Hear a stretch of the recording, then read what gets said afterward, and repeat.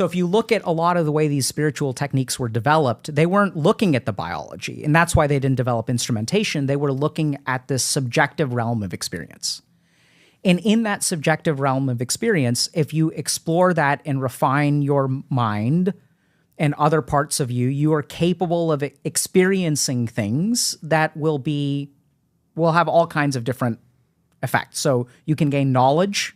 So this is sort of like the concept of like intuition, right? Which we also have some degree of access to. But what are the practices which hone your intuition, let's say? And then that's on the more believable or scientific like visualization, et cetera. Yeah. So there's visualization that maybe does something, and we have some of those mechanisms. We have intuition, which is different from like logical thinking. But then as you experience particular things in meditation, these are what I would call transcendent experiences because they're not of the mind. So they're not a thought or an emotion, but they are like a raw experience. And this can be transformative. And depending on what you believe or what your experience is, you can even like work on some weird manifestation. Now we're getting into Deepak Chopra realm, which I think some of that is legitimate, by the way. And then like you can start to affect change. So just as a simple example, I think a big thing that is responsible for my trajectory, which is a statistical variance probability. So what's the likelihood of getting into medical school with like a 2.5 GPA? My MCAT score was pretty good. So there's still like a chance. I was like a 1 in 10,000. I looked at the AMC publishes that data. So I looked at it. So I'm like a 1 in 10,000 chance. And so there's just a lot of things that are statistical improbabilities. I mean, the fact that the sperm chose the egg is already the most wildest. Statistical, yeah. Right? So for me, though, I started a spiritual practice, which my teacher, my guru told me, like, if you do this, he said, do you want a spiritual practice that will help you in the material world or help you in the spiritual world? And I said, can I have one that does both? And he's like, absolutely, we can do that for you. So I think I really do believe that a lot of my success comes from the utilization of a mantra that harnesses this weird transcendental energy stuff. Now, when you come to science, we have some mechanisms of this, and it may not be so crazy. So we know, for example, that if you look at the healing power of psychedelics, first thing to understand is that psychedelics activate circuitry that exists in the brain, right? So psychedelic can't make something new. All we can do is activate receptors in a potentially non-endogenous way, but the circuitry's there, which also means that there are ways to theoretically activate it through practices like meditation, which is, I think, basically what goes on. Mm-hmm. And then we also know from science or from studies that deactivation of the default mode network correlates with like a sense of wellness. We can also predict what kind of trip you have and whether that will be healing for mental health concerns. So if you have a trip where you're just flying around, that doesn't actually lead to, or doesn't appear to lead to mental health improvement. If you have a trip where you have a sense of ego death, that's what correlates with mental health improvement. And so then we have some of these transcendental practices which dissolve your sense of identity. So like you have this sense of this is who I am. And with that comes all kinds of problems because now if you're a person, I'm tall, I'm short, I'm this, I'm that. There's about a bunch of spiritual practices that are designed to dissolve the ego. And in that process, once you dissolve your sense of self, then you get access to transcendental states.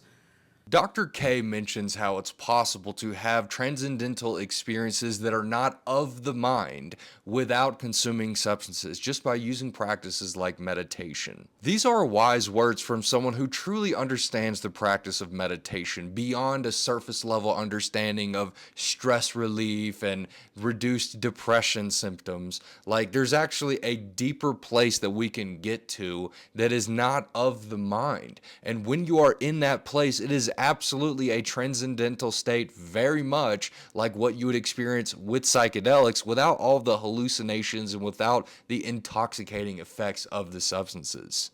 Dr. K also attributes a great deal of his career success to these practices like meditation. And from my perspective, this is how someone who's truly integrated these practices into their everyday life are able to use these practices like a tool to find a proper solution, one that is helpful to them achieving their goals given the various circumstances that they're presented with in their everyday life. These practices enable them to perceive what is happening from an alternate perspective, opening up the door to alternate decisions, which could lead to an alternate reality that they move into. Obviously, if you make decisions from an emotional place, you're going to have a certain set of outcomes that are possible for you. Whereas if you make decisions from a logical place, you're going to have different sets of outcomes that are going to be available for you. These practices enable us to become aware of where we are currently perceiving the world, ourselves, and our possible decisions from. Just the awareness of that enables us to take a step back and see as if there's an alternative way of viewing what is happening in the present moment.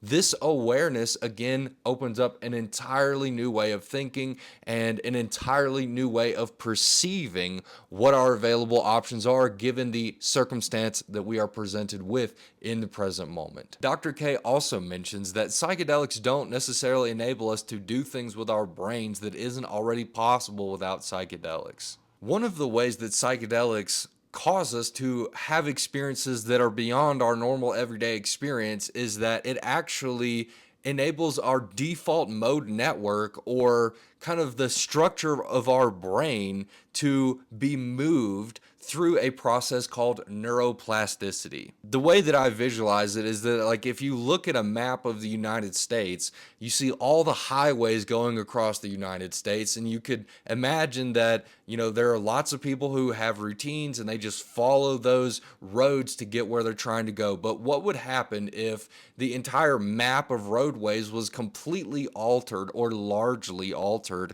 These people would have to go down different routes. They'd have to figure things out. They would have to have new experiences, which caused them to think in new ways. So obviously, this is a very simplified version of what neuroplasticity is and what the default mode network is, but it's a great way to visualize, what is actually happening when changes take place to our default mode network and what it even means to have a default mode network. He mentions that practices like meditation are an alternative way to influence our default mode network so that we're not constantly following a program. We can actually become aware of the programming that we've been following, which enables us to see alternative things, alternative decisions, things that we might have blocked ourselves from seeing, our blind spots. We can actually see those aspects of ourselves from these higher states of consciousness that are enabled through practices like meditation.